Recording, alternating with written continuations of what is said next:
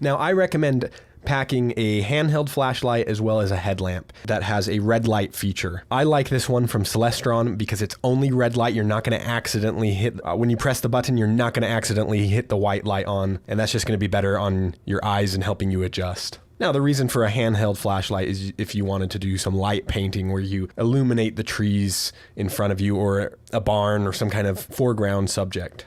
Now, once you set your camera up on your tripod, you're going to want to make sure your settings are changed to manual mode. And again, open that aperture wide to get as much light as possible. You're going to need to bump your ISO up to 1600, possibly even more, possibly 3200 or 6400. But start at 1600, and then if you need more light while you're out on the shoot, you can raise that up a little bit.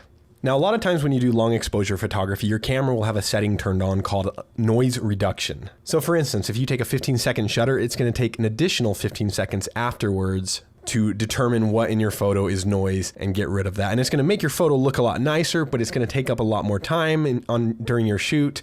It's just going to take up a lot of that precious battery time.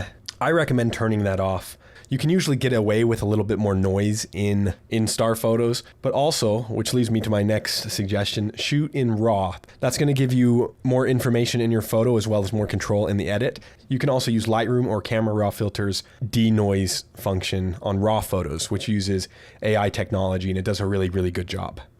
So once you've got your ISO set up, you also need to make sure you check your focus. And the way to do that is to use your focus magnifier on your camera to digitally zoom in on a bright star and then use your focus ring to adjust back and forth until that star is no longer blurry, until it's a pinpoint, as clear as it can be. You really want to make sure the stars are in focus because there's nothing worse than thinking you got these amazing photos and they're all out of focus. I also recommend changing your white balance. For nighttime photography, I like around 4000 Kelvin.